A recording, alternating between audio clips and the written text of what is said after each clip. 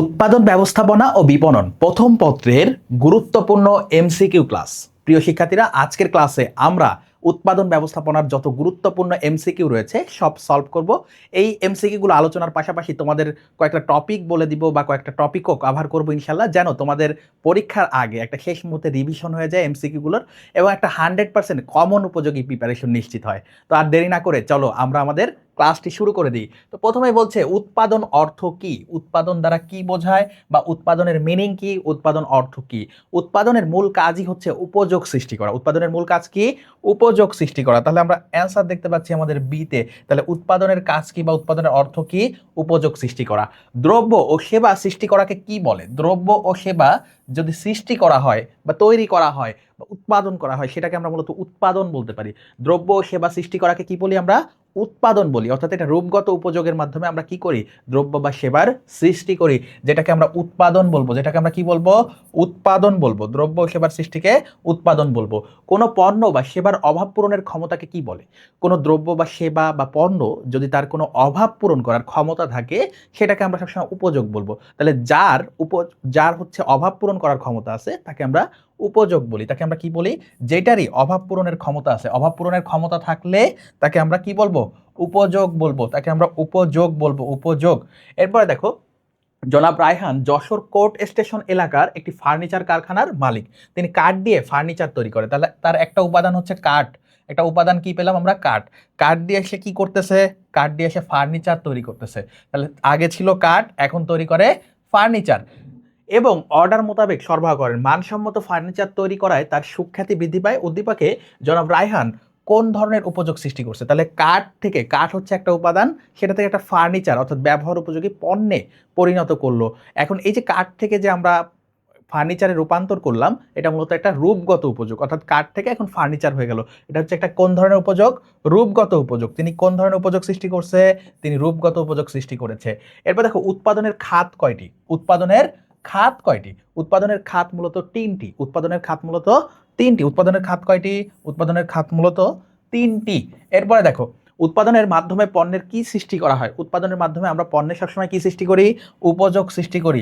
পণ্যের অভাব পূরণের ক্ষমতা সৃষ্টি করি। উৎপাদনের মাধ্যমে কি সৃষ্টি করি? উপযোগ বা অভাব পূরণের ক্ষমতা। উপযোগ বা অভাব পূরণের ক্ষমতা। উপযোগ বা অভাব পূরণের ক্ষমতা সৃষ্টি করি। ক্ষমতা সৃষ্টি করি। ওকে। এরপরে দেখো, ক্রয় বিক্রয়। ক্রয় বিক্রয় করলে কোন ধরনের উপযোগ সৃষ্টি হয়? অর্থাৎ তুমি যখন কোনো কিছু কেনো তখন কি হয়? ওই পণ্যের মালিকানা তোমার কাছে হস্তান্তর হয়ে যায়। অর্থাৎ এইটার ফলে আমাদের সত্ত্বগত উপযোগ সৃষ্টি হয়। সত্ত্বগত বা মালিকানাগত, সত্ত্বগত বা কি মালিকানাগত উপযোগ সৃষ্টি হয়। মালিকানাগত উপযোগ সৃষ্টি হয়। তাহলে আমাদের অ্যান্সার কি হবে? অ্যান্সার হবে বি। এরপরে দেখো, পরিবহন কোন ধরনের উপযোগ সৃষ্টি করে? পরিবহনের ফলে কি হয়? পণ্য বা সেবা এক স্থান থেকে, পণ্য সাধারণত এক স্থান থেকে অন্য স্থানে নিয়ে যাওয়া হয়। তাহলে এক স্থান থেকে অন্য স্থানে নিয়ে গেলে সেটাকে আমরা কি বলবো? স্থানগত বাধা। তাহলে পরিবহন হচ্ছে স্থানগত উপযোগ সৃষ্টি করে। স্থানগত উপযোগ সৃষ্টি করে। এরপরে দেখো, উকিলের পরামর্শ কোন ধরনের উপযোগ? তাহলে পরামর্শ আমরা দেখতে পাই না, এটা বিচ্ছিন্ন করা যায় না, এটা অদৃশ্যমান। তাহলে এইটাকে আমরা ছুঁয়ে দেখতে পারি না বা উকিল থেকে আলাদা করতে পারি না। এটা মূলত সেবাগত উপযোগ সৃষ্টি করে। কোন ধরনের উপযোগ সৃষ্টি করে? সেবাগত উপযোগ সৃষ্টি করে। এরপরে দেখো, মানুষের দৈনন্দিন জীবনের সব অর্থনৈতিক কার্যক্রম কোনটির উপর নির্ভরশীল? তা দেখো, মানুষের দৈনন্দিন জীবনের কার্যক্রম, মানুষের যত কার্যক্রম আছে সেটা কোনো না কোনোভাবে প্রত্যক্ষ বা পরোক্ষভাবে উৎপাদনের উপর নির্ভরশীল। কিসের উপর নির্ভরশীল? উৎপাদনের উপর নির্ভরশীল। কিভাবে? প্রত্যক্ষ বা পরোক্ষভাবে। প্রত্যক্ষ অথবা পরোক্ষভাবে উৎপাদনের উপর নির্ভর করে। উৎপাদনের উপর নির্ভর করে। এরপরে দেখো, নিচের কোনটি ভূমির উদাহরণ? তাহলে ভূমি বলতে এখানে কি বুঝিয়েছে? কোনটি ভূমির উদাহরণ? ভূমি হচ্ছে একটা প্রাকৃতিক সম্পদ। ভূমি বলতে এখানে মূলত প্রকৃতি বা প্রাকৃতিক সম্পদকে বুঝিয়েছে। প্রাকৃতিক উপাদানকে বুঝিয়েছে, তাই না? প্রাকৃতিক উপাদানকে বুঝিয়েছে। তাহলে যে কোনো কিছুই ভূমি বলতে আমরা আমাদের যে উৎপাদনের উপকরণ রয়েছে সেখানে প্রথম উপাদানটা হচ্ছে ভূমি। তাহলে এই ভূমিকে আমরা মূলত প্রাকৃতিক সম্পদ বলে আখ্যায়িত করছি। তাহলে এইখানে প্রাকৃতিক সম্পদ কোনটা আছে? সূর্যের আলো। কোনটা আছে? সূর্যের আলো। তাহলে আমাদের অ্যান্সার হচ্ছে সূর্যের আলো। আমাদের অ্যান্সার কি সূর্যের আলো। এরপরে দেখো উৎপাদনের কোন উপাদানের যোগান নেই, উৎপাদনের কোন উপাদানের যোগান নেই, তাহলে কোনটার তুমি সাপ্লাই বৃদ্ধি করতে পারবে না। দেখো শ্রম, মূলধন, সংগঠন এগুলো চাইলে তুমি তোমার মতো করে কি করতে পারবা, সরবরাহ করতে পারবা, যোগান দিতে পারবা, তাই না? যোগান, যোগান কি সীমাবদ্ধ নয়, যোগান সীমাবদ্ধ নয়, সীমাবদ্ধ নয়। কিন্তু এই যে ভূমি, এই যে ভূমির যোগান কিন্তু সীমাবদ্ধ, তো তুমি চাইলেই বৃদ্ধি করতে পারবে না। ভূমির যোগান কেমন, সীমাবদ্ধ, ভূমির যোগান কেমন, সীমাবদ্ধ। তাহলে আমাদের অ্যান্সার হচ্ছে এইটার কোনো যোগান নেই, এটার কোনো যোগান নেই, অর্থাৎ ভূমি হচ্ছে অ্যান্সার। এরপরে দেখো উৎপাদনের কোন উপকরণ পচনশীল, কোন উপকরণ পচনশীল, অর্থাৎ তুমি সংরক্ষণ করে রাখতে পারো না। কোন উপকরণ, দেখো শ্রম, শ্রম হচ্ছে নশ্বর বা পচনশীল, শ্রম হচ্ছে কি নশ্বর বা পচনশীল, নশ্বর বা পচনশীল। এরপর দেখো উৎপাদনের উপকরণ কয়টি, উৎপাদনের উপকরণ হচ্ছে চারটি, উৎপাদনের উপকরণ কয়টি, চারটি, ভূমি, শ্রম, মূলধন, সংগঠন, ভূমি, শ্রম, মূলধন, সংগঠন, মূলধন তারপরে কি সংগঠন, এই চারটা হচ্ছে উৎপাদনের উপকরণ, উৎপাদনের উপকরণ। এরপরে দেখো উৎপাদনের একমাত্র মানবিক উপকরণ কোনটি, অর্থাৎ যেটার ভিতরে মানবীয় গুণাবলী আছে। তাহলে একমাত্র মানবীয় গুণাবলী বা মানবীয় উপকরণ হচ্ছে শ্রম, কারণ শ্রমিকদের মধ্যে বা জনশক্তির মধ্যে কি রয়েছে, মানবিক উপকরণ রয়েছে। এরপরে দেখো উৎপাদনের আদি উপাদান কোনটি, উৎপাদনের আদি উপাদান, প্রাচীন উপাদান, আদি উপাদান, প্রাচীন উপাদান কোনটি, আদি বা প্রাচীন উপাদান হচ্ছে ভূমি। তাহলে সর্বপ্রথম আমাদের উৎপাদনের যে উপাদানটা আমরা পেয়েছি পৃথিবীতে সেটা হচ্ছে ভূমি, সেটা হচ্ছে কি ভূমি। এরপরে দেখো শ্রম সংরক্ষণ করা যায় না কেন, শ্রম সংরক্ষণ করা যায় না কেন, তোমাকে শ্রম কে দিবে, অবশ্যই জনশক্তি দিবে বা মানুষ দিবে। তাহলে এই যে শ্রম, মানুষ অসুস্থ হইলে শ্রম বন্ধ থাকবে, মানুষ মারা গেলে শ্রম বন্ধ হয়ে যাবে। তাহলে ওই ব্যক্তি যেহেতু ক্ষণস্থায়ী, তাহলে শ্রম হচ্ছে ক্ষণস্থায়ী, এই জন্য আমরা কি করতে পারি না, সংরক্ষণ করে রাখতে পারি না, এই জন্য আমরা কি করতে পারি না, সংরক্ষণ করে রাখতে পারি না। ক্ষণস্থায়ী বা পচনশীল, ক্ষণস্থায়ী বা কি পচনশীল, বা হচ্ছে নশ্বর বা কি নশ্বর, আরেকটা কি বলা যায়, নশ্বর, নশ্বর। তাহলে সবগুলোর অ্যান্সার হচ্ছে এই শ্রম। এরপরে দেখো শ্রমিকের যোগ্যতা, দক্ষতা, সামর্থ্য অনুযায়ী কাজ দেওয়াকে কি বলে, তাহলে যার যেখানে উপযুক্ত বা যে অনুযায়ী আমরা যদি কাজের শ্রেণী বিভাগ করি এটাকে আমরা কি বলতে পারি, শ্রম বিভাজন, কি বলতে পারি, শ্রম বিভাগ, যেটাকে ইংলিশে বলা হয় ডিভিশন অফ লেবর, কি বলা হয়, division of labour, division of labour বা শ্রম বিভাগ। তাহলে অ্যান্সার হচ্ছে আমাদের এ, অ্যান্সার হচ্ছে কি আমাদের এ, শ্রম বিভাগ বা কার্য বিভাগ।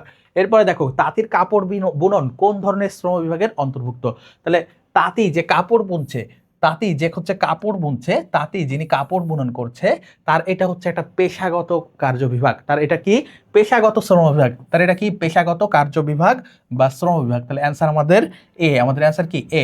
এরপরে আয় উপার্জনে ব্যবহৃত মানুষের সম্পদের অংশকে কি বলে, তাহলে আয় উপার্জন করতে পারে এবং সেটা মানুষের সম্পদ, সেটা কি মানুষের সম্পদ। তাহলে একমাত্র উপাদান যেটা মানুষের সম্পদ, তুমি যদি কোনো বিনিয়োগ করো তাহলে তোমার ওটা সম্পদ, তাহলে এটা কি মূলধন, মূলধন লাগে আমাদের উৎপাদনের উপকরণে। তাহলে উৎপাদনের উপকরণে যেহেতু মূলধন লাগছে এবং এটা বিনিয়োগ করা হয়, যেহেতু মানুষ বিনিয়োগ করে, এবং তাহলে আমরা মানুষের সম্পদের অংশকে বলতে পারি মূলধন। এরপর দেখো উৎপাদনের মাত্রা কি, উৎপাদনের মাত্রা কি, উৎপাদনের মাত্রা কি, দেখো উৎপাদিত পণ্যের ব্যয়, উৎপাদিত পণ্যের পরিমাণ, উৎপাদিত পণ্যের মান, উৎপাদনে ব্যবহৃত কাঁচামালের পরিমাণ। তাহলে উৎপাদনের মাত্রা হচ্ছে উৎপাদিত পণ্যের পরিমাণ, কিসের পরিমাণ, উৎপাদিত পণ্যের পরিমাণ, অর্থাৎ কতটুকু তুমি উৎপাদন করতে পারো, এটাকে আমরা কি বলতেছি, উৎপাদন মাত্রা, কি বলতেছি, উৎপাদন মাত্রা।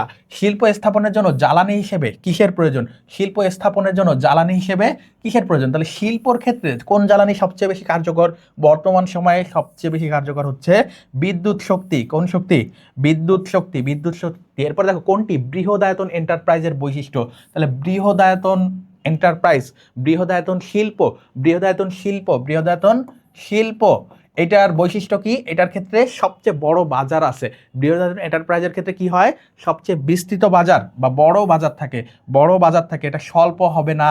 তারপরে দেখো গোপনীয়তা, যেহেতু অনেক বৃহদায়তন তাহলে তুমি গোপনীয়তা ওইভাবে রক্ষা করতে পারবা না। এবার দেখো তাৎক্ষণিক সিদ্ধান্ত, যেহেতু অনেক মানুষের উপর সিদ্ধান্ত গ্রহণ নির্ভর করে, অনেক বোর্ড থাকতে পারে, ঠিক আছে, তারপরে হচ্ছে তোমাদের বোর্ড অফ ডিরেক্টরস থাকতে পারে, এদের উপর সিদ্ধান্ত গ্রহণ যেহেতু নির্ভর করে, তাহলে তাৎক্ষণিক সিদ্ধান্ত নেওয়া যায় না। অ্যান্সার হচ্ছে আমাদের বি। এরপরে দেখো কোনো পণ্যের অতিরিক্ত এক একক বা অতিরিক্ত একক প্রতি উৎপাদন ব্যয়, অতিরিক্ত একক প্রতি উৎপাদন ব্যয় বা এক একক তৈরি করতে গেলে যে ব্যয়টা হয় সেটাকে আমরা বলি প্রান্তিক ব্যয়। সেটাকে আমরা কি বলি? এই ব্যয়টাকে আমরা, অতিরিক্ত ব্যয়টাকে আমরা কি বলি? প্রান্তিক ব্যয়। সেটাকে আমরা কি বলি? প্রান্তিক ব্যয়। এরপর দেখো নিচের কোনটি অমিতব্যয়ী উৎপাদন মাত্রার কারণ? অমিতব্যয়ী বলতেছে, দেখো অমিতব্যয়ী মানে কি? তুমি হচ্ছে প্রয়োজনের তুলনায় বেশি খরচ করতেছো, অর্থাৎ স্থির পরিচালনা ব্যয় বন্টন করতে তোমার সমস্যা হচ্ছে। স্থির পরিচালনা ব্যয় বন্টন, অমিতব্যয়ী উৎপাদন মাত্রার কারণ হচ্ছে স্থির বা স্থায়ী পরিচালনা ব্যয় বন্টনের সমস্যা। তাহলে অ্যান্সার হচ্ছে আমাদের ডি। আমাদের অ্যান্সার কি? অ্যান্সার হচ্ছে ডি। এবার নিচের কোনটি স্থায়ী ব্যয়? দেখো যেগুলো পরিবর্তনশীল নয় বা তুমি হচ্ছে নিয়ন্ত্রণ করতে পারবা না, সেটাই হচ্ছে কি? স্থায়ী ব্যয়। সেটাই কি? স্থায়ী ব্যয়। সেটা হচ্ছে স্থায়ী ব্যয়। তাহলে দেখো মজুরি, তুমি চাইলে আজকে একজন শ্রমিক আছে, তুমি কালকে অন্য শ্রমিককে নিতে পারতেছো, তাহলে মজুরি পরিবর্তনশীল। বৈদ্যুতিক বিল, দেখো বৈদ্যুতিক বিল দেখো বৈদ্যুতিক বিল আছে, বৈদ্যুতিক বিলের হচ্ছে একটা মিশ্র ব্যয়। বৈদ্যুতিক বিল একটা কি? মিশ্র ব্যয়। কোন ধরনের ব্যয়? মিশ্র ব্যয়। বৈদ্যুতিক বিল হচ্ছে একটা মিশ্র ব্যয়, অর্থাৎ এটার মধ্যে কি কি আছে? এটার মধ্যে আমাদের পরিবর্তনশীল প্লাস কি আছে? স্থায়ী আছে, দুইটাই আছে। বিদ্যুৎ বিলের মধ্যে কি থাকে? স্থায়ী, পরিবর্তনশীল দুইটাই থাকে। কারণ তুমি বিদ্যুৎ যদি নাও করো তাহলে তোমাকে একটা বিল দিতে হয়, যেটাকে আমরা স্থায়ী বলছি, আর যতটুকু দিবা সেটাকে আমরা পরিবর্তনশীল বলতেছি, যতটুকু ব্যবহার করবা। তাহলে এটা হচ্ছে আমাদের একটা মিশ্র ব্যয়। প্রত্যক্ষ কাঁচামাল, এটা হচ্ছে আমাদের পরিবর্তনশীল। এটা আমাদের কি? পরিবর্তনশীল। আর এই যে মজুরি তো বললামই পরিবর্তনশীল। মজুরি কি বলেছে? পরিবর্তনশীল। এরপরে আমাদের কারখানা ভাড়া প্রত্যেক মাসে সাধারণত একই থাকে। প্রত্যেক মাসে কি থাকে? একই থাকে। প্রতি মাসে একই থাকে, অর্থাৎ এটা তুমি চাইলেই প্রত্যেক দিন পরিবর্তন করতে পারবে না। তাহলে অ্যান্সার হচ্ছে আমাদের ঘ। স্থায়ী ব্যয় কোনটি? কারখানা ভাড়া। স্থায়ী ব্যয় কোনটি? কারখানা ভাড়া। এরপর দেখো কোনটি অভ্যন্তরীণ ব্যয় সংকোচন? কোনটি? অভ্যন্তরীণ ব্যয় সংকোচন। তাহলে অভ্যন্তরীণ পরিবেশ কোনটা? দেখো এখানে কারিগরি ব্যয় হচ্ছে আমাদের অভ্যন্তরীণ ব্যয়। কারিগরি ব্যয় কোনটি? অভ্যন্তরীণ ব্যয়। তাহলে আমাদের অভ্যন্তরীণ ব্যয় সংকোচন কোনটি? কারিগরি ব্যয় সংকোচন করা। এরপর দেখো নিচের কোনটি পরিবর্তনশীল ব্যয়? তাহলে দেখো বেতন স্থায়ী থাকে। বেতন কি থাকে? স্থায়ী থাকে। তারপরে দেখো কারখানার ভাড়া স্থায়ী থাকে। তারপর দেখো যন্ত্রপাতির অবচয় সাধারণত স্থির প্রকৃতির। কিন্তু এই যে কাঁচামালের খরচ, আজকে যে দাম দিয়ে কাঁচামাল কিনতে হচ্ছে কালকে সেটা নাও থাকতে পারে, পরিবর্তনশীল। তাহলে এটা হচ্ছে আমাদের পরিবর্তনশীল ব্যয়। এটা আমাদের কি?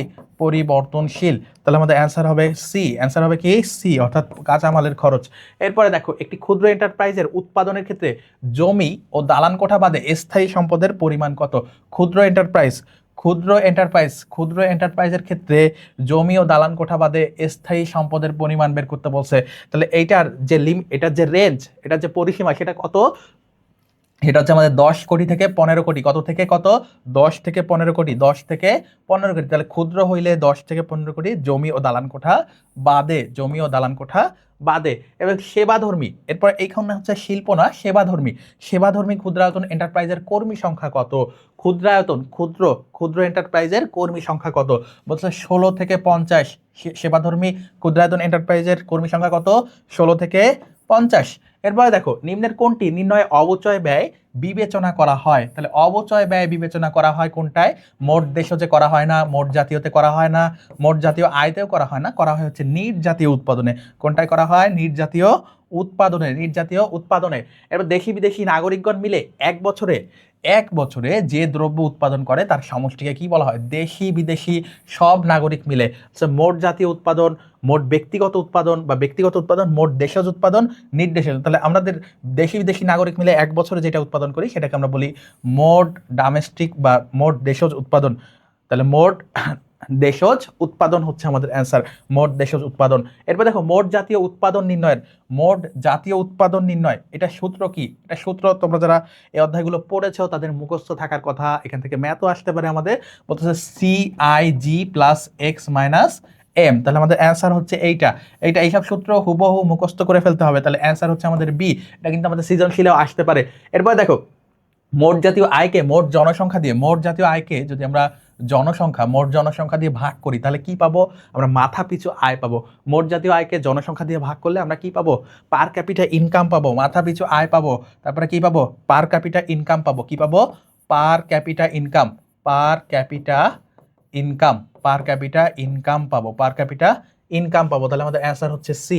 এরপরে দেখো, মোট জাতীয় উৎপাদন থেকে মূলধনের অবচয়জনিত ব্যয় বাদ দিলে কি পাওয়া যায়? মোট জাতীয় উৎপাদন থেকে মূলধনের অবচয়জনিত ব্যয় যদি আমরা বাদ দিই তাহলে আমরা কি পাবো? মোট জাতীয় উৎপাদন। তাহলে মোট জাতীয় উৎপাদন থেকে আমরা অবচয় বাদ দিলে আমরা পাবো নিট জাতীয় উৎপাদন। কি পাবো? নিট জাতীয় উৎপাদন। কি পাবো? নিট জাতীয় উৎপাদন। ওকে, এরপরে দেখো, একটি দেশের অর্থনৈতিক অবস্থার পরিপূর্ণ চিত্র প্রকাশ করে কোনটি? তাহলে অর্থনৈতিক অবস্থা, অর্থনৈতিক অবস্থা বলতেছে এটার পরিপূর্ণ চিত্র প্রকাশ করে কোনটি? এটার পরিপূর্ণ চিত্র প্রকাশ করে আমাদের জাতীয় আয়। কোনটি প্রকাশ করে? জাতীয় আয়, জাতীয় আয়। তাহলে আমাদের একটি দেশের অর্থনৈতিক অবস্থার পরিপূর্ণ চিত্র প্রকাশ করে কোনটি? জাতীয় আয়। এরপরে দেখো, কত সময়ের জন্য জাতীয় আয় প্রণয়ন করা হয়? তাহলে জাতীয় আয় সাধারণত সবসময় 1 বছরের জন্য প্রণয়ন করা হয়। কত বছরের জন্য? 1 বছরের জন্য। কত বছরের জন্য? জাতীয় আয় হচ্ছে সবসময় 1 বছরের জন্য, 1 বছরের জন্য, 1 বছরের জন্য। এরপরে দেখো, ব্যয় পদ্ধতিতে জাতীয় আয় নির্ণয়ে অন্তর্ভুক্ত হয় কোনটি? তাহলে ব্যয় পদ্ধতি, তোমার দুইটা পদ্ধতি আছে, যার একটা হচ্ছে ব্যয় পদ্ধতি। তাহলে ব্যয় পদ্ধতিতে আমরা কোনটা অন্তর্ভুক্ত করব? আমরা ভোগকে অন্তর্ভুক্ত করব। যে অপশনগুলো দেখতেছো এই তিনটার একটাও যাবে না, শুধুমাত্র কি যাবে? ভোগ। কি যাবে? ভোগ বা কনজাম্পশন। এরপরে দেখো, আচ্ছা, পার ক্যাপিটা ইনকাম কি লিখছিলাম? হ্যাঁ। এরপরে দেখো কোনটি আয় পদ্ধতিতে জাতীয় আয় পরিমাপের সময় বাদ দিতে হয়? আয় পদ্ধতি, একটা হচ্ছে ব্যয় পদ্ধতি আর একটা হচ্ছে আমাদের আয় পদ্ধতি। তাহলে আয় পদ্ধতিতে জাতীয় আয় পরিমাপের সময় বাদ দিতে হয় আমাদের হস্তান্তর পাওনা। কোনটি বাদ দিতে হয়? হস্তান্তর পাওনা। এরপরে দেখো, এরপরে বলছে মোট জাতীয় উৎপাদন জিএনপি এর পূর্ণরূপ কি? মোট জাতীয় উৎপাদন, মোট জাতীয় উৎপাদন জিএনপির পূর্ণরূপ কি? জিএনপির পূর্ণরূপ বলছে, তাহলে gross national product, gross national product. এগুলো হুবহু মুখস্থ করতে হবে। এগুলো অনেকগুলো এমসিকিউ তোমরা দেখতে পাচ্ছ জ্ঞানমূলক আছে, যেগুলো তোমাদেরকে মুখস্থ করতে হবে। তাহলে দেখো, জিএনপি হচ্ছে আমাদের gross national product, gross national product. Answer A, answer হচ্ছে আমাদের এ, গ্রস ন্যাশনাল প্রোডাক্ট। এরপরে দেখো, নিম্নের কোনটি উৎপাদন ব্যবস্থাপনার কাজ? তাহলে উৎপাদন ব্যবস্থাপনার কাজ কি? পণ্যের বাজারজাতকরণ করা, শ্রমিক নিয়োগ করা, পণ্যের বন্টন করা, নাকি পণ্যের নকশা করা? দেখো, কোনটি উৎপাদন ব্যবস্থাপনার কাজ? উৎপাদন ব্যবস্থাপনার কাজ হচ্ছে পণ্যের নকশা করা। পণ্যের কি করা? নকশা করা, পণ্যের নকশা করা। তাহলে এই তিনটার একটাও না আমাদের উৎপাদন ব্যবস্থাপনার কাজ কি? পণ্যের নকশাকরণ। দ্রব্য সেবার মধ্যে সাদৃশ্য কিসে? তাহলে দ্রব্য তোমরা দেখতে পাও কিন্তু সেবা দেখতে পাও না, সেবাকে অবিচ্ছিন্ন করতে পারো না সেবাদানকারী থেকে, কিন্তু এটার ভিতরে একটা সাদৃশ্যতা আছে। অর্থাৎ দুইটাই কি করে? আমাদের অভাব পূরণ করে, দুইটাই আমাদের কি? উপযোগ সৃষ্টি করে। তাহলে দেখো, দ্রব্য সেবার মধ্যে দুইটার সাদৃশ্য হচ্ছে বা সিমিলারিটি হচ্ছে আমাদের কি? উপযোগিতায় বা অভাব পূরণে। কোথায়? অভাব পূরণের সামর্থ্যে, অভাব পূরণে। ওকে, তাহলে অ্যান্সার হচ্ছে আমাদের ডি, অ্যান্সার আমাদের কি? ডি। ওকে, এরপরে দেখো, নিচের কোনটি দ্রব্য? নিচের কোনটি দ্রব্য? দেখো, শিক্ষা হচ্ছে সেবা, শিক্ষা কি? সেবা, শিক্ষা হচ্ছে আমাদের সেবা, চিকিৎসা হচ্ছে সেবা। তারপর দেখো যে এইটা বিদ্যুৎ সরবরাহ, এটাও কি আমাদের সেবা। কিন্তু বৈদ্যুতিক পাখা তো একটা পণ্য, বৈদ্যুতিক পাখা তুমি ধরে দেখতে পারো, কি করতে পারো? ধরে দেখতে পারো, ছুঁইতে পারো, এটা এটা কি অদৃশ্যমান না? তাহলে আমাদের অ্যান্সার হচ্ছে বৈদ্যুতিক পাখা, অ্যান্সার কি? সি। এরপরে দেখো, মজুদ পণ্য নিয়ন্ত্রণের হাতিয়ার কোনটি? মজুদ পণ্য, তাহলে মজুদ পণ্য আমরা কিভাবে নিয়ন্ত্রণ করতে পারি? আমরা হচ্ছে ইকোনমিক অর্ডার কোয়ান্টিটি বা মিতব্যয়ী ফরমায়েশ প্রদান, যেটা মিতব্যয়ী ফরমায়েশের যে কোয়ান্টিটি বা পরিমাণ, মিতব্যয়ী ফরমায়েশের যে পরিমাণ বা ইওকিউ, ইকোনমিক অর্ডার কোয়ান্টিটি, ইওকিউ। দেখো, ইওকিউ এর পূর্ণরূপ কি? Economic order quantity, economic order quantity, economic order quantity, economic order quantity, economic order quantity. তাহলে ইওকিউ এর পুনরূপ ইকোনমিক অর্ডার কোয়ান্টিটি, যেটা হচ্ছে মজুদ ব্যবস্থাপনায় কাজে লাগে। এরপর দেখো, পার্ট সিপিএম, এগুলো হচ্ছে নিয়ন্ত্রণের কৌশল। এগুলো কিসের কৌশল? নিয়ন্ত্রণের কৌশল। এগুলো হচ্ছে নিয়ন্ত্রণের কৌশল, নিয়ন্ত্রণের কৌশল। তো এটাও নিয়ন্ত্রণের কৌশল। LP model, linear programming model, এগুলো সবই কি? আমাদের নিয়ন্ত্রণ কৌশল, ঠিক আছে। আর ইওকিউ, ইকোনমিক অর্ডার কোয়ান্টিটি বা মিতব্যয়ী ফরমাইশের যে পরিমাণ, সেটা হচ্ছে আমাদের কি? এটা হচ্ছে মজুদের নিয়ন্ত্রণের হাতিয়ার, মজুদ নিয়ন্ত্রণের হাতিয়ার। আর সংগঠন নিয়ন্ত্রণের কৌশল হচ্ছে আমাদের কি? আমাদের সংগঠন নিয়ন্ত্রণের কৌশল হচ্ছে আমাদের পার্ট সিপিএম, এলপি মডেল, এগুলো, ঠিক আছে। তাহলে মজুদ পণ্য নিয়ন্ত্রণের হাতিয়ার হচ্ছে আমাদের ইওকিউ। এবার স্নেহা এন্টারপ্রাইজ যদি 1000 একক কাঁচামালে 100 একক পণ্য তৈরি করতে পারে, তাহলে তোমার ইনপুট কত 1000 একক, আউটপুট কত 100 একক, আউটপুট কত 100 একক। তাহলে উৎপাদনশীলতা কত? উৎপাদনশীলতা কত? তাহলে দেখো 1000 ভাগ 100, উৎপাদনশীলতা কত 10 একক। উৎপাদনশীলতা কত 10 একক। উৎপাদনশীলতা কত 10 একক। তাহলে উৎপাদনশীলতা হচ্ছে আমাদের 10 একক। উৎপাদনশীলতা আমাদের 10 একক, অ্যান্সার হচ্ছে ডি। এরপরে দেখো নিচের কোনটি জরুরি পণ্য? তাহলে এই যে অপশনগুলো আছে দেখো, সাবান, জুতা, ডাল, এগুলো তোমার সাথে সাথেই লাগবে কিনা, বা এমার্জেন্সি লাগবে কিনা, বা চাহিদা মাত্র, চাওয়ার সাথে সাথে প্রয়োজন কিনা। দেখো এগুলো তোমার একটু দেরি হলেও সমস্যা নাকি, কিন্তু কেউ যদি অসুস্থ হয় এবং তার যদি ওরসালাইন, তার জন্য কি এটা জরুরি পণ্য। তাহলে ওরসালাইন হচ্ছে জরুরি পণ্য। এরপরে দেখো কোনটি সেবার বৈশিষ্ট্য? তাহলে সেবা দেখো দেখা যায় না, সেবা পরিবর্তন, সেবা হচ্ছে অপরিবর্তনীয়তা, সংরক্ষণযোগ্যতা। দেখো সেবা হচ্ছে আমাদের পরিমাণ, সেবার বৈশিষ্ট্য হচ্ছে দেখো সেবাদানকারী থেকে সেবাকে কি করা যায় না, বিচ্ছিন্ন করা যায় না, বিচ্ছিন্ন করা যায় না।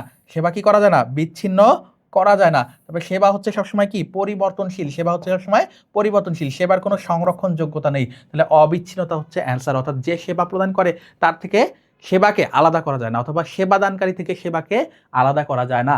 তথ্য যোগাযোগ প্রযুক্তি কোন খাতের অন্তর্ভুক্ত? তাহলে তথ্য যোগাযোগ প্রযুক্তি, আইসিটি, এগুলো হচ্ছে আমাদের সেবা খাতের অন্তর্ভুক্ত। এটা কোন খাতের অন্তর্ভুক্ত? সেবা খাতের অন্তর্ভুক্ত। শিল্প বিপ্লব কত সাল থেকে শুরু হয়? তাহলে শিল্প বিপ্লব কাল কোনটা? শিল্প বিপ্লব, শিল্প বিপ্লব কাল, শিল্প বিপ্লব, শিল্প বিপ্লব কাল, শিল্প বিপ্লব কাল, শিল্প বিপ্লব কাল কোনটা?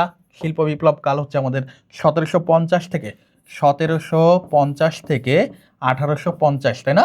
1850। তাহলে এটা শুরু, আমাদের কি বলছে শুরু। তাহলে শুরু হইলে আমাদের অ্যান্সার 1750, শুরু হইলে কি, শুরু হইলে আমাদের অ্যান্সার 1750, শেষ বললে 1850, শেষ বললে 1850, শুরু হইলে 1750। তাহলে অ্যান্সার 1750। আরও অন্যভাবে প্রশ্ন আসতে পারে, এই যে 1750 এটা কোন শতাব্দীতে? এটা অষ্টাদশ শতাব্দীর মাঝামাঝি সময়ে, অষ্টাদশ শতাব্দীর, অষ্টাদশ শতাব্দীর, অষ্টাদশ শতাব্দীর মাঝামাঝি সময়ে, মাঝামাঝি সময়ে শুরু হয়, মাঝামাঝি, মাঝামাঝি সময়ে, মাঝামাঝি সময়ে, ঠিক আছে, মাঝামাঝি সময়ে, মাঝামাঝি সময়ে, মাঝামাঝি সময়ে, ঠিক আছে, মাঝামাঝি সময়ে। তাহলে অষ্টাদশ শতাব্দীর মাঝামাঝি সময় হচ্ছে 1750। তাহলে আমাদের এটা হচ্ছে 1750-এ শুরু হয়, যদি সে শব্দ বলে তাহলে 1850। ওকে। সর্বপ্রথম কোন দেশে শিল্প বিপ্লব সংঘটিত হয়? তাহলে শিল্প বিপ্লব শুরু হয় মূলত যুক্তরাজ্যে। কোথায় শুরু হয়? যুক্তরাজ্যে। এখন যুক্তরাজ্য না বলে তৎকালীন নাম ছিল ব্রিটেন, কি থাকতে পারে? ব্রিটেন থাকতে পারে, অথবা ইংল্যান্ড বলতে পারে, ইংল্যান্ড বলতে পারে, কি বলতে পারে? ইংল্যান্ড বলতে পারে। তাহলে আমাদের শিল্প বিপ্লব কোথায় শুরু হয়, সংগঠিত হয়? যুক্তরাজ্যে, ইংল্যান্ডে বা ব্রিটেনে, ঠিক আছে। তারপরে দেখো, তারপরে হচ্ছে প্রতিষ্ঠানের জন্য পণ্য ডিজাইন কি ধরনের কার্যক্রম? তাহলে এই যে পণ্য ডিজাইন, এই যে পণ্য ডিজাইন, তাই না, এই পণ্য ডিজাইন কি ধরনের কার্যক্রম? পণ্য ডিজাইন বারবার আমাদের যে ক্রেতার চাহিদা আছে সেটা অনুযায়ী বারবার, বা ভোক্তার চাহিদা অনুযায়ী বারবার পরিবর্তন হয়, অর্থাৎ এটা হচ্ছে কি ধারাবাহিক কার্যক্রম, চলতেই থাকে। এই পণ্য ডিজাইন কি ধারাবাহিক পরিবর্তন বা চলতেই থাকে, ধারাবাহিক পরিবর্তন বা কি চলতেই থাকে। এবার দেখো পণ্য বা সেবার ডিজাইন করার কারণ কি? পণ্য বা সেবার যে আমরা ডিজাইনটা করি, এই যে ডিজাইনটা করি, এটার কারণ কি? অর্থাৎ ক্রেতা বা ভোক্তাকে আকর্ষণ করা, ক্রেতা বা ভোক্তাকে কি আকর্ষণ করা, ক্রেতা বা ভোক্তার আকর্ষণ করা, বা পণ্যের আকর্ষণ সৃষ্টির জন্য। কিসের জন্য? পণ্যের আকর্ষণ সৃষ্টির জন্য। এরপরে দেখো পণ্যের আকার কাঠামো, পণ্যের আকার, পণ্যের আকার কাঠামো, মানদণ্ড, প্যাটার্ন নির্ধারণের কাজকে কি বলে? তাহলে পণ্যের আকার, মানদণ্ড, কাঠামো, প্যাটার্ন ইত্যাদি নির্ধারণকে আমরা বলি পণ্য ডিজাইন। এটাকে আমরা কি বলি? পণ্যের ডিজাইন বলি, পণ্যের ডিজাইন বলি, পণ্যের ডিজাইন বলি। প্যাকিং ডিজাইনের মুখ্য উদ্দেশ্য কি? তাহলে যে প্যাকিং করা, প্যাকিং করা বা প্যাকেটজাত করা, প্যাকিং করা বা কি প্যাকেটজাত করা, প্যাকেটজাত, প্যাকেটজাত করা, প্যাকেটজাত করা। এটার কারণ কি? এটার কারণ হচ্ছে, এটার কারণ হচ্ছে ক্রেতাকে আকৃষ্ট করা। পণ্যের যে প্যাকিং আমরা করি, এই প্যাকিং এমনভাবে ডিজাইন করা হয় যেন এটা ক্রেতাকে কি কিনতে উদ্বুদ্ধ করে, কিনতে উদ্বুদ্ধ করে, অর্থাৎ ক্রেতাকে আকর্ষণ করা, ক্রেতাকে আকর্ষণ করা। এরপর দেখো পণ্য ডিজাইনের ক্ষেত্রে, পণ্য ডিজাইনের ক্ষেত্রে সীমাবদ্ধতা কি? পণ্য ডিজাইনের ক্ষেত্রে কোন ধরনের সীমাবদ্ধতা আমরা হচ্ছে পাই? দেখো পণ্য ডিজাইনের সময় সুনাম বৃদ্ধি পায়, উপযোগ, এটা হচ্ছে সীমাবদ্ধতা, অর্থাৎ খারাপ দিক কোনটা? তাহলে দেখো পণ্য ডিজাইনের ফলে আমার কি হয়? ব্যয়টা বেড়ে যায়। পণ্য ডিজাইন এমনভাবে করতে হয়, গবেষণা করতে হয় পণ্য ডিজাইনের জন্য, পণ্য ডিজাইনের জন্য পণ্যের প্রকৃতিটা কেমন হয় বাজার গবেষণা করতে হয়, তাদের চাহিদা নিরূপণ করতে হয়, এটার জন্য যে ব্যয়টা হয় এটাই হচ্ছে আমাদের সীমাবদ্ধতা। এটা হচ্ছে কি সামগ্রিক ব্যয় বৃদ্ধি। তাহলে সীমাবদ্ধতা কি? সামগ্রিক ব্যয় বৃদ্ধি। এবার পণ্য ডিজাইনের প্রাথমিক পর্যায় কোনটি? পণ্য ডিজাইনের প্রাথমিক পর্যায়, সর্বপ্রথম পর্যায় হচ্ছে উদ্যোগ নেওয়া। প্রাথমিক পর্যায় কোনটা? উদ্যোগ নেওয়া। উদ্যোগ নেওয়া হচ্ছে আমাদের পণ্য ডিজাইনের প্রাথমিক পর্যায়। এরপরে দেখো পণ্য ডিজাইনের কোন পর্যায়ে ভোক্তার প্রয়োজন চাহিদা আকাঙ্ক্ষা পর্যালোচনা। পণ্য ডিজাইনের কোন পর্যায়ে ভোক্তার প্রয়োজন চাহিদা আকাঙ্ক্ষা পর্যালোচনা করা হয়? বলছে উদ্যোগ গ্রহণ, ধারণা উন্নয়ন। দেখো বলছে কি? চাহিদা আকাঙ্ক্ষা পর্যালোচনা করা হয়। বলতে উদ্যোগ গ্রহণ, ধারণা উন্নয়ন, সামর্থ্য বিশ্লেষণ, পরীক্ষামূলক উৎপাদন। তাহলে আমরা কোন পর্যায়ে ভোক্তার প্রয়োজন চাহিদা আকাঙ্ক্ষা কি করব? আমরা যখন ধারণা উন্নয়ন করব, ওই পণ্যের ধারণাটা কেমন এটা যখন উন্নয়ন করার কাজ করব, তখন ভোক্তার প্রয়োজন বা হচ্ছে ভোক্তার যে চাহিদা সেটা আমরা কি করব? পর্যালোচনা করে দেখব। তাহলে অ্যান্সার হচ্ছে আমাদের বি, ধারণা উন্নয়ন। এরপর দেখো একটি কোম্পানি পণ্য ডিজাইনের কয়টি স্তর রয়েছে? একটি কোম্পানির ক্ষেত্রে পণ্য ডিজাইনের স্তর কয়টি? স্তর হচ্ছে 5টি। একটি কোম্পানির ক্ষেত্রে পণ্য ডিজাইনের স্তর হচ্ছে 5টি। কয়টি? পণ্য ডিজাইনের স্তর কয়টি? 5টি ধাপে করা হয়। এরপরে দেখো পণ্য ডিজাইনের কোন পর্যায়ে প্রতিযোগী পণ্য বিশ্লেষণ করতে হয়? তাহলে পণ্য ডিজাইনের কোন পর্যায়ে আমরা প্রতিযোগী যারা আছে, আমাদের যে কৌশলগত পরিকল্পনা আমরা নিই এবং সেখানে যারা প্রতিযোগিতা ধরো কলম গুড লাক উৎপাদন করে, আবার ম্যাটাডোর উৎপাদন করে, তাহলে গুড লাক কি করবে?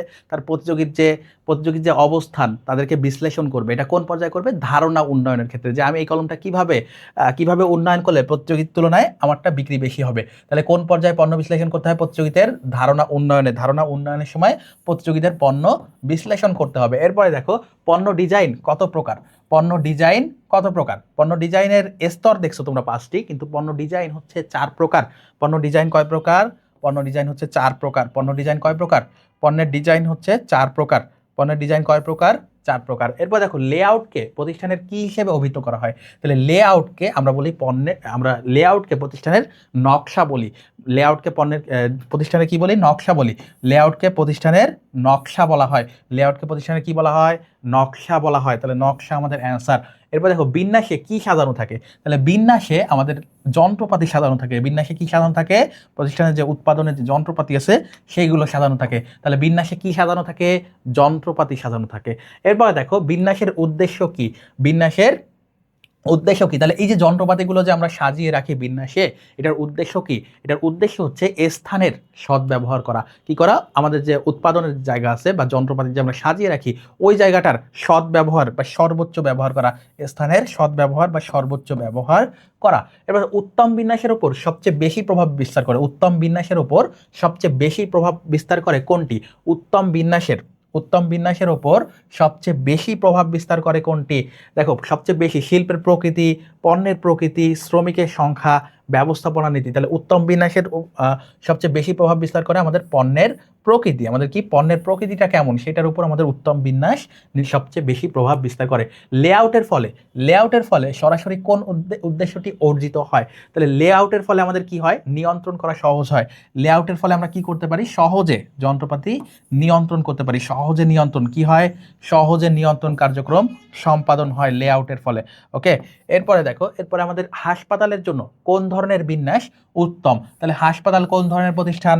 হাসপাতাল হচ্ছে সেবাধর্মী প্রতিষ্ঠান। হাসপাতাল হচ্ছে আমাদের সেবাধর্মী প্রতিষ্ঠান। তাহলে এটার জন্য কি লাগবে? সেবার বিন্যাস লাগবে বা সার্ভিসের বিন্যাস লাগবে। কোন ধরনের সার্ভিস লাগবে। এরপরে দেখো ফাস্ট ফুড বিক্রির জন্য লেআউট ব্যবহার করা হয়। যে লেআউট ব্যবহার করা হয় তাকে কি বলা হয়? তাহলে ফাস্ট ফুড কি করা হয়? ভোক্তাদের কাছে সরাসরি পণ্য বিক্রি করে। তাহলে এটাকে আমরা কি বলতে পারি? খুচরা। কি বলতে পারি? খুচরা। খুচরা ইংরেজি হচ্ছে রিটেইল। তাহলে ফাস্ট ফুড যেহেতু খুচরা ব্যবসায় সরাসরি পণ্য ভোক্তাদের কাছে বিক্রয় করা হয়, এটার জন্য আমরা কি ব্যবহার করব? রিটেইল। কি ব্যবহার করব? রিটেইল। এরপর দেখো কোনটির সার্ভিস বিন্যাসের অন্তর্ভুক্ত? তাহলে সার্ভিস বিন্যাসের অন্তর্ভুক্ত কোনটা? সার্ভিস বিন্যাসের অন্তর্ভুক্ত হচ্ছে আমাদের রিটেইল বিন্যাস। কারণ সরাসরি যখন আমরা সেবা প্রদান করব তাহলে এটা খুচরা বা রিটেইল হয়ে যাবে। এটা কি হয়ে যাবে? রিটেইল হয়ে যাবে সরাসরি। ওকে, তাহলে অ্যান্সার হচ্ছে রিটেইল বিন্যাস। এরপর দেখো নিচের কোন বিন্যাসে কার্যক্ষেত্রেও বা বিভাগগুলোকে কাজ অনুযায়ী সাজানো হয়? কার্যক্ষেত্র বা বিভাগগুলোকে, তাহলে কার্যক্ষেত্র বা বিভাগ, তাহলে একটা প্রক্রিয়ার অন্তর্গত বুঝতে পারতেছি, বা একটা দীর্ঘ সূত্র প্রক্রিয়া, অর্থাৎ এক জায়গায় শুরু হবে এবং অনেকগুলো স্তর পার করে পূর্ণ উৎপাদনটা কি হবে, শেষ হবে। তাহলে কার্যক্ষেত্র বা বিভাগগুলোকে আমরা কাজ অনুযায়ী কিসে সাজাতে পারি, কিভাবে সাজাতে পারি, কোন বিন্যাসে সাজাতে পারি, প্রক্রিয়ার অন্তর্গত করতে পারি। কোন বিন্যাসে অন্তর্গত করতে পারি, প্রক্রিয়ার অন্তর্গত করতে পারি, প্রক্রিয়ার অন্তর্গত করতে পারি। এরপর দেখো প্রক্রিয়া বিন্যাসের ফলে কি সুবিধা হয়, প্রক্রিয়া বিন্যাসের ফলে আমাদের কি সুবিধা হয়, বেশি উৎপাদন, বেশি স্থান, অধিক স্থানান্তর ব্যয়, অধিক তত্ত্বাবধান। তাহলে প্রক্রিয়া বিন্যাসের ফলে আমরা কি করতে পারি, প্রক্রিয়া বিন্যাসের ফলে আমাদের উৎপাদনটা বৃদ্ধি পায়, উৎপাদন কি হয়, বেশি হয়, উৎপাদন বৃদ্ধি পায়। এরপরে দেখো সিপিএম এর পূর্ণরূপ কি, সিপিএম এর পূর্ণরূপ হচ্ছে ক্রিটিক্যাল পাথ মেথড। তাহলে সিপিএম এর পূর্ণরূপ কি, ক্রিটিক্যাল পাথ মেথড, অর্থাৎ অ্যান্সার হচ্ছে ডি, ক্রিটিক্যাল পাথ মেথড। এবার দেখো কোম্পানির মামলা পরিচালনার ব্যয় কোন ধরনের ব্যয় অন্তর্ভুক্ত। তাহলে কেউ যদি মামলা করে তাহলে বাহ্যিক পরিবেশ থেকে আসছে বা বাহ্যিক জায়গা থেকে আসতেছে, তাহলে এটা বাহ্যিক ব্যর্থতা। এটা কোন ধরনের ব্যর্থতা, বাহ্যিক ব্যর্থতা। তাহলে মামলা পরিচালনার ব্যয় হচ্ছে বাহ্যিক ব্যর্থতা। এরপর দেখো ওয়ারেন্টি কোন ধরনের ব্যয়, তাহলে ওয়ারেন্টি হচ্ছে আমাদের এক প্রকার বাহ্যিক বিচ্যুতি। ওয়ারেন্টি হচ্ছে আমাদের বাহ্যিক বিচ্যুতি। মান নির্ধারণ করতে হয় কখন, সবসময় উৎপাদনের আগে, কারণ উৎপাদন কাজ শুরু হয়ে গেলে তো ওটা শুরুই হয়ে যাবে, তুমি তখন আর পরিবর্তন করতে পারবে না। তাহলে উৎপাদনের আগে সবসময় আমাদেরকে মান নির্ধারণ করতে হয়, কি করতে হয়, মান নির্ধারণ করতে হয় বা কোয়ালিটি মেনটেন করতে হয় কখন, উৎপাদনের আগে। তাহলে অ্যান্সার হচ্ছে আমাদের বি। এরপর দেখো বিএসটিআই এর পূর্ণরূপ কি। তাহলে বাংলাদেশের যে পণ্য রয়েছে এগুলোর মান নির্ধারণ করে কে, এগুলোর মান নিয়ন্ত্রণ করে হচ্ছে বিএসটিআই, বাংলাদেশ স্ট্যান্ডার্ডস অ্যান্ড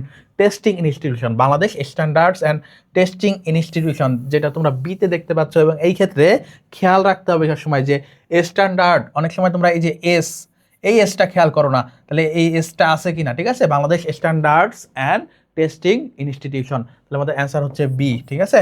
এরপরে দেখো বিএসটিআই কত সালে প্রতিষ্ঠিত হয়, বিএসটিআই প্রতিষ্ঠিত হয় 1985 সালে। কত সালে, 1985 সালে। এবার বিএসটিআই এর মূল কাজ কি, পণ্যের মান নিয়ন্ত্রণ করা হচ্ছে বিএসটিআই এর মূল কাজ। তাহলে বিএসটিআই এর মূল কাজ কি, পণ্যের মান নিয়ন্ত্রণ করা। এরপরে দেখো এবার মান ব্যবস্থাপনার জনককে, এই যে মান বা পণ্যের যে কোয়ালিটি মেনটেন করতে হবে, এটা জনক দেখো প্রথমে বলতেছে হেনরি ফেওয়েল, এফডব্লিউ টেলর, এরা দুইজনই হচ্ছে বৈজ্ঞানিক ব্যবস্থাপনার জনক। জেমস ওয়াটসন হচ্ছে আমাদের বাষ্পীয় ইঞ্জিনের জনক, তাই না। আর ডাব্লিউ এডওয়ার্ডস ডেমিং, ইনি হচ্ছে আমাদের এই মান ব্যবস্থাপনার জনক। তাহলে ডাব্লিউ এডওয়ার্ডস ডেমিং হচ্ছে আমাদের মান ব্যবস্থাপনার জনক। এবার দেখো কত সালে বিএসটিআই সিল দেওয়াকে বাধ্যতামূলক করে। তাহলে বিএসটিআই গঠিত হয় 1985 সালে এবং 4 বছর পর 1989 সালে কি করে, এই যে সিল দেওয়াকে বাধ্যতামূলক করে। সিল দেওয়া অর্থাৎ আমাদের পণ্যের উপর যদি বিএসটিআই এর অনুমতি নিয়ে পণ্য তৈরি করা হয়, তাদের মান নিয়ন্ত্রণ করে যদি পণ্য নিয়ন্ত্রণ করা হয়, অর্থাৎ ভোক্তার জন্য ক্ষতিকর কোনো কিছু উৎপাদন না করলে বিএসটিআই এর কাছ থেকে অনুমোদন নিতে হয়, এবং সেই অনুমোদনে যেইটা অনুমোদন করা থাকে সেই অনুযায়ী আমাদেরকে পণ্য তৈরি করতে হয়। এবং এরপর তোমাদের যে বিএসটিআই এর যে অনুমোদন রয়েছে সেই বিএসটিআই এর সিল দিতে হবে। তাহলে 1989 সালে হচ্ছে বিএসটিআই এটা বাধ্যতামূলক করে। পরিবেশ বিষয়ক মানদণ্ড কোনটা, তাহলে আমাদের আন্তর্জাতিক মান পরিবেশ বিষয়ক হচ্ছে আইএসও 14000, আইএসও কত 14000, আইএসও 14000, তাহলে অ্যান্সার হচ্ছে ডি। বলছে উৎপাদন ক্ষমতা কি, তাহলে উৎপাদন ক্ষমতা হচ্ছে কোনো প্রতিষ্ঠানের সর্বোচ্চ উৎপাদন ক্ষমতা। তাহলে উৎপাদন ক্ষমতা কি, সর্বোচ্চ উৎপাদনের পরিমাণ, তাহলে সর্বোচ্চ উৎপাদনের পরিমাণকে আমরা কি বলি, উৎপাদন ক্ষমতা, অর্থাৎ অ্যান্সার আমাদের বি। এরপর দেখো উৎপাদন ক্ষমতা প্রকাশ করা হয় টাকায়, কেজিতে, এককে, গড় হারে। তাহলে উৎপাদন ক্ষমতা সবসময় আমরা এককে প্রকাশ করি, কিসে প্রকাশ করি, একক বা ইউনিটে, কিসে প্রকাশ করি, একক বা ইউনিটে প্রকাশ করি, একক বা ইউনিটে প্রকাশ করি, ওকে। এরপরে দেখো বলছে উৎপাদনের কোন উপাদান গতিশীল নয়, কোন উপাদান স্থানান্তর করা যায় না, যায় না, স্থানান্তর করা যায় না। কোন উপাদান স্থানান্তর করা যায় না? তাহলে দেখো ভূমি, শ্রম, মূলধন, সংগঠন, 4টা উপাদান দিয়েছে বা উপকরণ দিয়েছে। এই শ্রম, মূলধন, সংগঠন তুমি চাইলে কি করবা, এগুলো হচ্ছে গতিশীল করতে পারবা, তুমি এক স্থান থেকে অন্য স্থানে নিতে পারবা। কিন্তু ভূমি, ভূমি কি তুমি এক জায়গা থেকে আরেক জায়গায় উঠাই নিতে পারবা? পারবা না। তাহলে ভূমি হচ্ছে স্থানান্তর করা যায় না বা গতিশীল নয়। এরপরে দেখো কার্যকর উৎপাদন ক্ষমতায় কোন বিষয়টিকে সর্বোচ্চ গুরুত্ব দেওয়া হয়? তাহলে কার্যকর উৎপাদন ক্ষমতায়, কার্যকর, ইফেক্টিভ, এটার ইংরেজি কি? ইফেক্টিভ। তাহলে ইফেক্টিভ প্রোডাকশনে কি করা হয়, ক্ষমতায় কোন বিষয়টিকে সর্বোচ্চ গুরুত্ব দেওয়া হয়? মিতব্যয়িতা অর্জন, অর্থাৎ তোমার যতটুকু প্রয়োজন ততটুকু ব্যয় করো, এর চেয়ে বেশি ব্যয় বা অপচয় করা যাবে না। তাহলে কার্যকর উৎপাদন ক্ষমতায় মিতব্যয়িতা অর্জনকে বেশি প্রাধান্য দেওয়া হয় বা সর্বোচ্চ গুরুত্ব দেওয়া হয়। এরপরে দেখো বলছে উৎপাদন ক্ষমতা কমে যাওয়ার কারণ কি? উৎপাদন ক্ষমতা কেন কমে যায়? তাহলে উৎপাদন ক্ষমতা দেখো আধুনিক প্রযুক্তি হলে বৃদ্ধি পাবে, আধুনিক প্রযুক্তি হলে কি হবে? বৃদ্ধি পাবে। চাহিদা বৃদ্ধি পাইলে আমাদের উৎপাদন বৃদ্ধি পাবে। কাঁচামালের পর্যাপ্ততা থাকলে উৎপাদন ঠিক থাকবে। উৎপাদন কি থাকবে? ঠিক বা পর্যাপ্ত থাকবে, ঠিক থাকবে। ওকে। আর যদি ব্যবস্থাপনা যদি অদক্ষ হয় তাহলে উৎপাদনের পরিমাণ কি হবে? আস্তে আস্তে কমতে থাকবে। উৎপাদনের পরিমাণ আস্তে আস্তে কমতে থাকবে। ওকে, আস্তে আস্তে কমতে থাকবে। তাহলে অদক্ষ ব্যবস্থাপনার কারণে আমাদের উৎপাদন কমে যায়। এরপর দেখো প্রকৃত উৎপাদনের বিষয়টি কিসের উপর নির্ভর করে? প্রকৃত উৎপাদনের বিষয়টি কিসের উপর নির্ভর করে? তাহলে প্রকৃত উৎপাদনের বিষয়টি সবসময় পণ্য বা সেবার উপর নির্ভর করে। কিসের উপর নির্ভর করে? পণ্য বা সেবার উপর নির্ভর করে। কিসের উপর? পণ্য বা সেবার উপর। ওই পণ্যটা কি, ওই পণ্যটা কেমন, ওই পণ্যটা করতে কতক্ষণ সময় লাগবে, এটার উপর নির্ভর করে আমাদের প্রকৃত উৎপাদনের বিষয়। এবার দেখো কার্যকর উৎপাদন ক্ষমতার সাথে কোন বিষয়টি জড়িত? কার্যকর উৎপাদনের সাথে আমাদের কোন বিষয়টি জড়িত? কার্যকর উৎপাদন সবসময় ব্যয় সাশ্রয় করে। কার্যকর উৎপাদন সবসময় কি করে? ব্যয় সাশ্রয় করবে বা রিডিউস এক্সপেন্স। তাহলে ব্যয় সাশ্রয় করে কে? কার্যকর উৎপাদন। কে করে? কার্যকর উৎপাদন। তাহলে আমাদের অ্যান্সার সি। এরপর দেখো কোন বিষয়টি মিতব্যয়ী উৎপাদনের সাথে জড়িত? মিতব্যয়ী উৎপাদনের সাথে জড়িত। তাহলে মিতব্যয়ী উৎপাদনের সাথে জড়িত কোনটা? মিতব্যয়ী উৎপাদনের সাথে আমাদের জড়িত কোন বিষয়টি? বলছে সর্বোচ্চ উৎপাদন ক্ষমতা, প্রকৌশলগত উৎপাদন ক্ষমতা, প্রকৃত উৎপাদন ক্ষমতা, কার্যকর উৎপাদন ক্ষমতা। তাহলে আমাদের মিতব্যয়ী উৎপাদনের সাথে জড়িত হচ্ছে কার্যকর উৎপাদন ক্ষমতা। কোনটি জড়িত? কার্যকর উৎপাদন ক্ষমতা। তাহলে আমাদের অ্যান্সার কি হবে? অ্যান্সার হবে ডি। এই প্রশ্নের অ্যান্সার ডি। এরপরে দেখো কোন প্রক্রিয়া বিদ্যমান সুযোগ সুবিধা ব্যবহার করে মিতব্যয়ীর সাথে সর্বোচ্চ যে পরিমাণ পণ্য উৎপাদন করতে পারে তাকে আমরা কি বলি? সর্বোচ্চ যে পরিমাণ পণ্য উৎপাদন করতে পারে তাকে আমরা বলি কার্যকর উৎপাদন ক্ষমতা। তাকে আমরা কি বলি? কার্যকর উৎপাদন ক্ষমতা। তাহলে আমাদের কোন প্রক্রিয়া বিদ্যমান সুযোগ সুবিধা, মানে যে সুযোগ সুবিধা তার আছে, যতটুকু তার দ্বারা সম্ভব এবং মিতব্যয়িতার সাথে সর্বোচ্চ যে পরিমাণ পণ্য উৎপাদন করতে পারে তাকে আমরা বলি কার্যকর উৎপাদন ক্ষমতা। এরপর দেখো মেশিনের গায়ে লেখা উৎপাদন ক্ষমতাকে কি বলে? মেশিনের গায়ে লেখা উৎপাদন ক্ষমতাকে আমরা বলি প্রকৌশলগত বা ইঞ্জিনিয়ারিং এর যে ব্যাপারটা, প্রকৌশলগত উৎপাদন ক্ষমতা। এটাকে আমরা কি বলি? প্রকৌশলগত উৎপাদন ক্ষমতা। এটাকে আমরা কি বলি? প্রকৌশলগত উৎপাদন ক্ষমতা। এরপরে বলছে ব্যবসায় অবস্থানের কাঠামোগত উপাদান কোনটি? ব্যবসায় অবস্থানের কাঠামোগত উপাদান কোনটি? তাহলে অবকাঠামোগত উপাদান কোনটি? অবকাঠামোগত উপাদান। তাহলে অবকাঠামো মানে কি? আমাদের দালান কোঠা, আসবাবপত্র বা পরিবহন ব্যবস্থা, এই বিষয়গুলোকে নির্দেশ করে। তাহলে অবকাঠামোগত উপাদান হচ্ছে আমাদের পরিবহন এবং কি? পরিবহন এবং যোগাযোগ ব্যবস্থা। তাহলে আমাদের অ্যান্সার হবে কি? অ্যান্সার হবে এ। আমাদের অ্যান্সার কি হবে? এ হবে। এরপর দেখো আর ভূমি, জলবায়ু, শ্রমিকের সহজলভ্য, এগুলো অবকাঠামো না, এগুলো একটা দেখতেছো প্রাকৃতিক। সহজলভ্যতা হচ্ছে আমাদের শ্রমের বাজার। তো এই বিষয়গুলো আমাদেরকে দেখতে হবে, আমাদের অবকাঠামোগত বলছে। এরপর দেখো ব্যবসায় অবস্থান বলতে কি বোঝায়? আয়তন নির্ধারণ বোঝায় না। আমাদের কর্তৃক বাজার দখল, এটা বোঝায় না। ব্যবসায় পরিচালনায় স্থান নির্ধারণকে বোঝায়। কাকে বোঝায়? স্থান নির্ধারণকে বোঝায় হচ্ছে ব্যবসায়ের অবস্থান। তাহলে অ্যান্সার আমাদের সি। অ্যান্সার আমাদের কি? সি। এরপরে দেখো ব্যবসায়ের অবস্থান নির্বাচন প্রক্রিয়ার শেষ ধাপ কোনটি? অবস্থান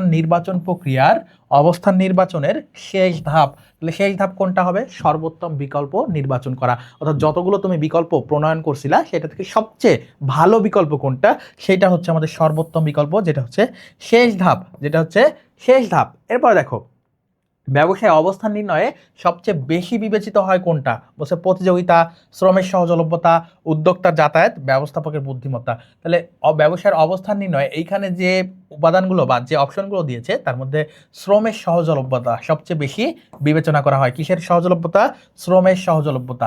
অর্থাৎ যেখানে শ্রম আমি সহজে বা কম মূল্যে পাবো, শ্রম সাশ্রয়ে পাবো, শ্রম কম মূল্যে পাবো, তাহলে আমার উৎপাদনটা বৃদ্ধি করতে আমার খরচ কম হবে। তাহলে এই জন্য আমাদের শ্রমের সহজলভ্যতা বিবেচনা করতে হয়। বাংলাদেশে গার্মেন্ট শিল্পের অবস্থান তৈরির প্রধান কারণ কি? তাহলে গার্মেন্ট শিল্পের প্রধান কারণ কি? গার্মেন্ট শিল্পের প্রধান কারণ হচ্ছে শ্রমের সহজলভ্যতা বা শ্রম হচ্ছে আমাদের প্রধান কারণ গার্মেন্ট শিল্পের অবস্থান তৈরির ক্ষেত্রে। দেখো গার্মেন্ট শিল্প কোথায় উঠছে? গার্মেন্ট শিল্প হচ্ছে বাংলাদেশে গড়ে উঠছে বেশি পরিমাণ। দেখো ইউএসএতে পারতেছে না করতে, পারতেছে, কারণ বাংলাদেশ, কিন্তু তারপরেও বাংলাদেশ থেকে কেন ইউএসএতে যাচ্ছে, এক্সপোর্ট হচ্ছে, বা গার্মেন্টস প্রোডাক্টগুলো বা কাপড়ের যে ইয়াগুলো এগুলো কেন যাচ্ছে, বস্ত্র কেন যাচ্ছে, এর কারণ হচ্ছে বাংলাদেশে শ্রমের যে সহজলভ্যতা, শ্রম যে কম দামে পাওয়া যায় এই কারণে। তাহলে আমাদের অ্যান্সার হচ্ছে শ্রম। অ্যান্সার হচ্ছে কি? শ্রম। বাংলাদেশে গার্মেন্টস শিল্প গড়ে ওঠার বা অবস্থানের কারণ হচ্ছে শ্রম। উপযুক্ত স্থানে ব্যবসায় প্রতিষ্ঠান স্থাপনের প্রধান কারণ কি? তাহলে উপযুক্ত স্থানে তুমি কোন স্থানে ব্যবসায় প্রতিষ্ঠানটা গড়বা, এটার প্রধান কারণ হচ্ছে তোমার ওই স্থানে কতটুকু বিক্রয় হবে, ওই প্রতিষ্ঠানে তোমার কতটুকু বিক্রয় হবে। তুমি কম দামে উৎপাদন করলা, সবই করলা, কিন্তু বিক্রয় থাকলো না, তাহলে তোমার কি হবে? তাহলে তোমার উৎপাদন খরচ উঠবে না। তাহলে সহজলভ্য বা উপযুক্ত স্থানে ব্যবসা প্রতিষ্ঠান স্থাপনের প্রধান কারণ হচ্ছে আমাদের বিক্রয় বৃদ্ধি। বিক্রয় বৃদ্ধি, অ্যান্সার হচ্ছে এ। এবার দেখো বাংলাদেশে উত্তরাঞ্চলে শিল্প কারখানা গড়ে না ওঠার কারণ কি? তাহলে শিল্প কারখানা উত্তরাঞ্চলে কেন কম দেখা যায়? বলছে কাঁচামালের অভাব, শক্তি ও সম্পদের অভাব, মূলধনের অভাব, শ্রমিকের অভাব। দেখো শক্তি ও সম্পদের অভাব, উত্তরাঞ্চলে শক্তি এবং যে সম্পদ রয়েছে সেটা দিয়ে হচ্ছে না, সেটা দিয়ে আমরা কি করতে পারছি না, ওখানে শিল্প কারখানা করতে পারছি না, যেটা ঢাকায় বেশি সম্ভব হচ্ছে। তাহলে আমাদের শক্তি এবং সম্পদের অভাবের কারণে শিল্প কারখানাগুলো, এই যে শক্তি ও সম্পদের অভাবের কারণে উত্তরাঞ্চলে বা ওই অঞ্চলগুলোতে গড়ে উঠতেছে না। তাহলে অ্যান্সার হচ্ছে আমাদের বি। 98 শহরে ব্যবসায় গড়ে ওঠার প্রধান কারণ কি? শহরে কেন গড়ে উঠতেছে? তাহলে শহর যে মূলধন প্রাপ্তি, সহজলভ্য ভূমি, সস্তা শ্রমিক, কাঁচামালের সহজ প্রাপ্যতা। তা দেখো শহরে ব্যবসায় গড়ে ওঠার একটাই কারণ, দেখো এই যে সহজলভ্য ভূমি, শহরে হচ্ছে সহজলভ্য ভূমি কিন্তু পাওয়া যায় না, শহরের দাম অনেক বেশি, তারপর শ্রমিকের দামও বেশি, তারপর কাঁচামালের প্রাপ্যতা কিন্তু গ্রাম থেকে আসে। কিন্তু শহরে তুমি ব্যবসা দিতে গেলে তোমার যে মেন মূলধন, তোমার যে ক্যাপিটাল, ক্যাপিটাল এটা সহজে পাওয়া যায় কোথায়? শহরে পাওয়া যায়। তাহলে এই যে শহরে গড়ে ওঠার একটাই কারণ, সেটা হচ্ছে সহজে মূলধন প্রাপ্তি। সহজে কি? মূলধন প্রাপ্তি। এরপরে দেখো, এরপর বলছে উৎপাদনশীলতা কিভাবে পরিমাপ করা হয়। উৎপাদনশীলতা কিভাবে পরিমাপ করা হয়? উৎপাদনশীলতা কিভাবে পরিমাপ করা হয়? তাহলে উৎপাদনশীলতা আমরা সবসময় আনুপাতিক হারে কিভাবে করি? আনুপাতিক হারে করি। তাহলে উৎপাদনশীলতা সবসময় আমরা আনুপাতিক হারে কি পরিমাপ করি? উৎপাদনশীলতার পরিমাপ কোনটা? আনুপাতিক হার। 100-তে চলে আসি আমরা শহর এলাকায়। শহর এলাকায় ব্যবসায় স্থাপনের প্রধান বাধা কোনটি? প্রধান বাধা কোনটি? তাহলে শহর এলাকায় আমরা ব্যবসায় বেশিরভাগ গড়ে উঠতেছে মূলধনের সহজলভ্যতা বা মূলধন প্রাপ্তিতে সহজ থাকার কারণে বা মূলধন প্রাপ্তি সহজ হওয়ার কারণে। তারপরেও এখানে প্রধান বাধা কি? দেখো কাঁচামালের অপচয়তা, কাঁচামাল আসতেছে, এটা কোনো বাধা নয়। শ্রমিকের স্বল্পতা, শ্রমিকের কোনো স্বল্পতা নেই। কিন্তু যদি শহরে তুমি একটা বিল্ডিং করতে চাও, এখানে ভূমির দামটা কেমন, বা তোমার দালান কোঠার দামটা, ফ্ল্যাটের দাম কেমন, অফিসের যে কর্পোরেট স্পেস, এগুলোর দাম কেমন, এগুলোর দাম অনেক বেশি শহরে, তাই না? তাহলে এই জন্য সংস্থাপন ব্যয় যেহেতু বেশি, এই জন্য হচ্ছে আমাদের এটা একটা কি হিসেবে কাজ করে? বাধা বা লিমিটেশন বা সীমাবদ্ধতা। এটা হচ্ছে আমাদের একটা সীমাবদ্ধতা। এটা হচ্ছে আমাদের কি? একটা সীমাবদ্ধতা। ওকে, তাহলে অ্যান্সার হচ্ছে আমাদের সি। অ্যান্সার কি? সি। এরপর দেখো 101-এ যদি যাই, রাষ্ট্রীয় সংগঠন কোনটি? রাষ্ট্রীয় সংগঠন কোনটি? দেখো তোমরা সবাই জানো যে বাংলাদেশের যে পোস্ট অফিস আছে, ডাক বিভাগ হচ্ছে একটা রাষ্ট্রীয় সংগঠন। এরপরে দেখো বাংলাদেশ রেলওয়ে। বাংলাদেশ রেলওয়ে কি? বাংলাদেশ রেল হয়েছে বাংলাদেশের সরকারি প্রতিষ্ঠান। তাহলে রাষ্ট্রীয় প্রতিষ্ঠান, ডাক বিভাগ, রেলওয়ে দুইটাই। অনেকেই কি করবা, অনেক সময় আমাদের প্রশ্নগুলো এমনভাবে করে যেন তুমি ভুল করো, তোমাকে ভুল করতে দেওয়া হয়। তো এই অপশনে দেখো দুইটাই কিন্তু অ্যান্সার, কিন্তু অপশন সি তোমরা আর খেয়াল করো না। ডাক বিভাগ দেখছো মানে অ্যান্সার এ, ডাক বিভাগ দেখছো মানে কি? অ্যান্সার এ। এইটা করা যাবে না, একটু অপশনগুলো একবার হলেও চোখ বুলাইতে হবে। তাহলে আমাদের অ্যান্সার কি হবে? এ ও বি উভয়। অ্যান্সার কি হবে? এ ও বি উভয়। আশা করি বুঝতে পেরেছো। তো প্রিয় শিক্ষার্থীরা, এতক্ষণ ধরে আমরা উৎপাদন ব্যবস্থাপনা অর্থাৎ প্রথম পত্রের তোমাদের যে অধ্যায়ভিত্তিক এমসিকিউ, গুরুত্বপূর্ণ এমসিকিউ ছিল, সেগুলো আমরা বাছাই করে তোমাদেরকে বুঝিয়ে দিলাম কোনগুলো অ্যান্সার হবে। আশা করি তোমরা বুঝতে পেরেছো। এতক্ষণ ধরে যারা ধৈর্য ধরে ক্লাস করেছো তোমাদের সবাইকে আন্তরিক ধন্যবাদ জানাচ্ছি, এবং পাশাপাশি তোমাদেরকে পরবর্তী ক্লাসের আমন্ত্রণ জানিয়ে আজকের ক্লাসটি এখানেই শেষ করছি। পরবর্তীতে আরো গুরুত্বপূর্ণ এমসিকিউ এর ক্লাস বা সিকিউ এর ক্লাস নিয়ে তোমাদের সাথে দেখা হবে ইনশাল্লাহ। সেই বন্ধু সবাই সুস্থ থাকো, পড়াশোনা করো, ভালো করো। আসসালামু আলাইকুম রহমতুল্লাহ।